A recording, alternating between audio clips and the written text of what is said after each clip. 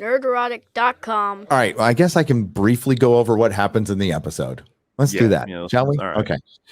So we open up with dragons. We open up with Rhaenyra is the heir, and she's the one who's flying on her dragon, Caraxes, and she's friends with Alicent Hightower. They're very close, a little closer than close. Pretty close. I think somebody got a little crush on somebody else. Viserys is king. He is the son of King Jaehaerys, who had a 54-year reign, and it was right after Maegor, so the realm needed it. And he was a great king. Basically, the realm had to decide who would be his heir, and he said, hey, whoever you guys decide is fine. But they chose Viserys over Rhaenys, the queen that never was, even though she had a better claim. There was never a precedent that, a woman couldn't sit the throne. So she's going to be the bitter one this entire series because she got passed over for Viserys. If you look into it, like Viserys, like his reign wasn't terrible. It's a lot like he's better than Robert, but it was a lot like Robert's reign. There was still it's King's Landing and the realm prospered for the most part, as much as it can. Westeros is a terrible place. It's not, like a lot of fantasy worlds, you're like, I'd like to live there. You would never want to live in Westeros. It's fucking horrible. So this is all about succession, basically. Viserys thinks he's going to have a son. His wife is pregnant. She dies in childbirth. The child dies. This is during a tourney. I thought it was really good how they did this, by the way. They juxtaposed her birth because she was in labor with what was going on at the tourney, and Daemon got his ass kicked by Sir Criston Cole, who's the kingmaker, comes up. He's big. He's a big character that comes up later. And you see like the Baratheons not being super happy. That comes up later. So it sets up a lot of stuff, but it's almost too much. I mean, like we catch a lot of stuff. We're good at it, because we watch a lot of pop culture. Not saying you're bad at it. You're busy. A lot of you have lives and stuff, and I just don't know how people are going to get invested in it, because my bias is I've read the books. So I'm like, ooh, I get to see that house and that house. But like for people who don't give a shit, I don't know how they're going to get invested in this.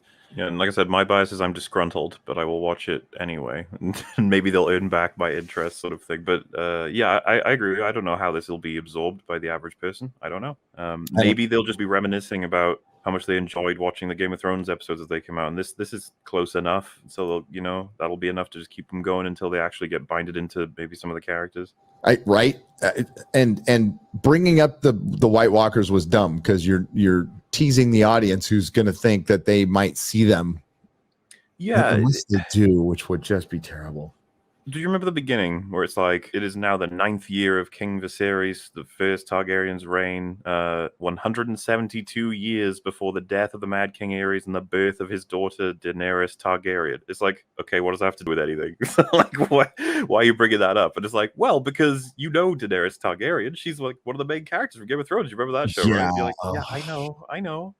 And it almost, I think it, in a sense, it's just like, it's so unnecessary. Let the show breathe. It doesn't need to be attached to the hip to Game of Thrones. It's probably better than it isn't, to be honest with you. I totally agree with you. I mean, we've already got enough to remind you. You're in King's Landing for most of this series. You're in the Riverlands, you're in King's Landing, you're at the Storm's Land, you're on Westeros and Westeros proper. You're not even in the north. Yeah, it's just gonna be, I don't want to ruin it for everybody, but just don't look for a happy ending with this. Maybe that's what you expect. As they like to point out, it's not 2011 anymore. 2011 were better times for television. Let's be real.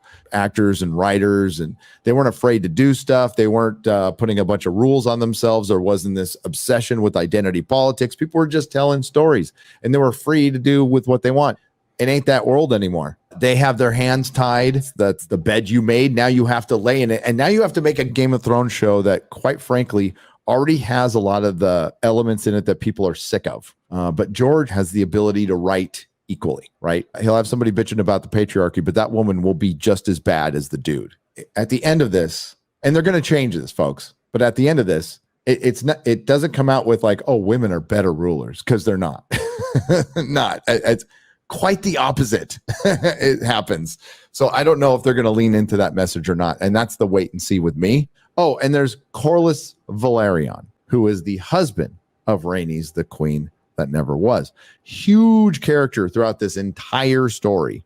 Arguably one of the most interesting characters. You know that what he does in the jousting, Matt Smith? I've never seen that in a joust before, to the point where I was like, is that even allowed? Are you allowed to do that? Oh, I would not know. I was in Westeros. I think yes. Because I was just like, oh, because I was expecting him to do something, right? Because they set in the scene to be like, he's gonna do a thing. But when he did that, I was like, what the fuck? Like, you allowed to do that? Jeez. Probably not, but he's the prince. Daemon will, push boundaries. That's what he does, and he's a super complex character. But honestly, he just wants his brother's love. He's just a little brother. Does he get fucked over? Kind of. He's not wrong. He tells his brother the truth. That's a common theme in A Song of Ice and Fire. Is people who try to tell the truth, either if it's brutal honesty or honorable, like Ned, get fucked over every time. But real quick, it's based on 3 short stories that were written between, I think, 2010 and 2013. If I got the years wrong, I don't care. And it got combined into The Dance with Dragons, which is based on, I think, maybe an earlier story that he wrote. George went in and reworked them, re-edited them, and then added a bunch of Corlys Velaryon stuff, like making this dude just damn near a Gary Sue. He's sailed Westeros 9 times, possibly been to Valeria, what's left of it. He got himself incredibly rich. Long story short is George went in and rewrote it and made the guy like a complete fucking badass. So he's the Lord of Ships and he has a ton of respect. He wasn't shown a ton of respect in this. I guess that's something they changed, but people have respect for him. And he's he doesn't look like a Valyrian as George has described them. They have changed the skin color of Valyrians. The Valyrians are supposed to be like elves, purple eyes, silver blonde hair. So, does the skin color matter that much to me? Not really. I think the hair is the most ridiculous part. I'll be frank, because like his beard doesn't match his hair. I'm like, why do that then? Why have a beard if it's not going to match? It just looks silly. It looks effing silly. That's the only thing. I'm just like, lose the wig. I don't care if you're a Valyrian. Also, there is an issue later on, possibly, unless they change it, with some descendants, we'll say. There might be some questioning of maybe somebody's a bastard, maybe he's not. Can't really tell. Now you're going to be able to tell. You're going to be able to tell now. Because of the blonde hair and the dark beard. That's no. But we can't mention that stuff anymore. But I will. I don't give a shit. I'll mention that stuff. It's ridiculous. So we have the tourney. Viserys doesn't have an heir. The council calls the king in and they start talking to him about succession immediately. Yeah. Otto definitely does not want Daemon Targaryen sitting the throne. Viserys is a little bit bummed. They has to choose between his brother and his daughter, but then Daemon goes to a party and makes it very easy. He salutes the heir for a day, and Viserys finds out and basically banishes him from the city. Real quick, Daemon Targaryen is married to quote unquote his bronze bitch in the Vale, who is a lesbian, by the way. And so it was just an arranged marriage, and he has no interest in it. He gets sent back by Viserys. He will not sit the Iron Throne, and they give it to Rhaenyra instead. They have to burn the bodies of mom first, mom and the son, which was again, it was a pretty good scene. A Daemon comes up to her and goes like, "Hey, your dad needs you," and she's like, "Hey, he's been wanting a son this whole time, and you got to do your duty. You're like it for him. You're it." So they break the precedent from the Council of 101. Which did you catch a lot of that, Mahler?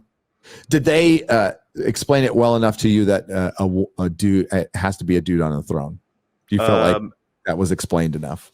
I feel like I shouldn't blame the show too much because I was getting a little bit lost because I was trying to keep track of who's who. I had this problem when I watched Game of Thrones. I'll be completely honest with you. When I first watched Game of Thrones, I had to rewatch the first episode before I fully grasped everything. So I'm willing to give the show that benefit of the doubt as well. But did I grasp that? Probably not. No, I didn't feel like they explained it enough. Like there was a council prior that really set the precedent that it has to be a male heir.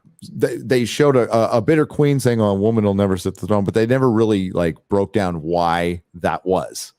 And it was the Maesters who maybe Rhaenyra's should have been on the throne, and maybe they'll explain that later. I just felt like that was kind of important for the first episode. So they kind of brushed past it. Yeah, I don't know. It's going to be way more soap opera, political intrigue, House of Cards kind of shit. And then you'll get like some dragon battles. And maybe that'll work for some people. Maybe it'll be good. Or maybe it'll be a woke piece of crap. We don't know. But it wasn't overly intersectional, but that could change. That could totally change. Because like I said, the women in this, they're not all good. They're not all Mary Sue's. They're pretty horrible. George likes to do the shades of gray thing quite a bit.